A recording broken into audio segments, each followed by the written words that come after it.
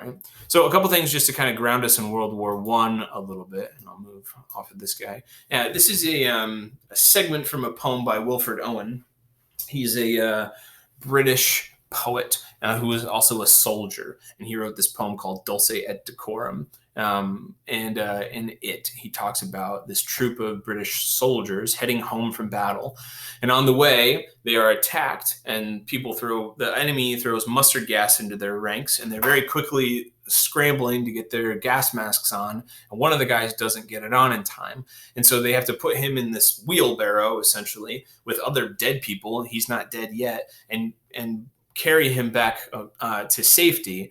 And Wilfred Owen says this at the end of the poem: "If in some smothering dreams you two could pace behind the wagon we flung him in, and watch the white eyes writhing in his face, his hanging face like a devil sick of sin, if you could hear at every jolt the blood come gargling from the froth-corrupted lungs he's breathed in mustard gas, obscene as cancer, bitter as the cud of vile, incurable sores on innocent tongues, my friend, you would not tell with such high zest to children ardent for some desperate glory the old lie, dulce et decorum est pro patria mori," which, if you know Latin, or even if you don't, means this. Dulce means sweet, all right? Decorum is the way that we hold ourselves, to act with decorum. Patria means country, and mori means death. So the phrase is, it is sweet and fitting, it is good and right to die for one's country.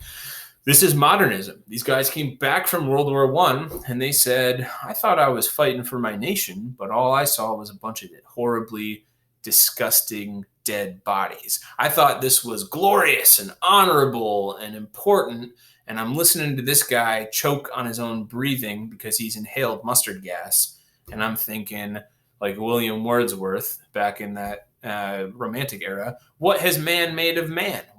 This is all just people doing people stuff. Is this good? Should I be telling kids, hey, you should die for your country? It is a good thing to die for your country.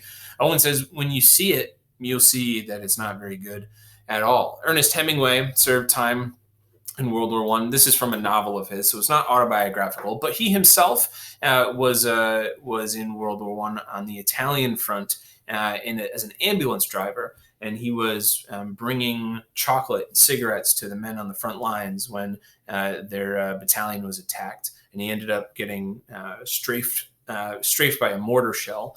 And he was hospitalized in a country he didn't know. He was a young man at this point. I think he was like 19. Falls in love with his Italian nurse. The two of them plan to get married once the war is over. He heals up. The war ends. She marries an Italian soldier instead, leaving young Hemingway in this very important formative experience, his college years, returning to America and having no idea what to do with anything about his life. And he writes a lot of stories about guys coming back from war and people saying like, hey, good for you. Like, how was war? And then just being like, I have no idea how to make heads or tails of the experience that I had. Here's what he says in his very famous novel, A Farewell to Arms, which seems to be very autobiographical about his experiences in World War I was always embarrassed by the words sacred, glorious, and sacrifice, and the expression in vain. I had seen nothing sacred, and the things that were glorious had no glory, and the sacrifices were like the stockyards at Chicago,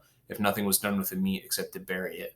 There were many words that you could not stand to hear. This is the kind of diminishment that's pervading the Western world during this World War I period. And Hemingway says, you're going to tell me my sacred duty to my country, the glory of war, the tremendous sacrifice of these men at arms.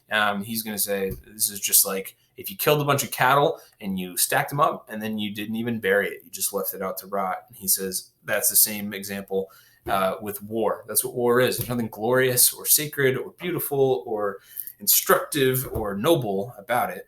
It's just waste and destruction and diminishment, right? I thought it was going to be glorious and sacrificial and wonderful.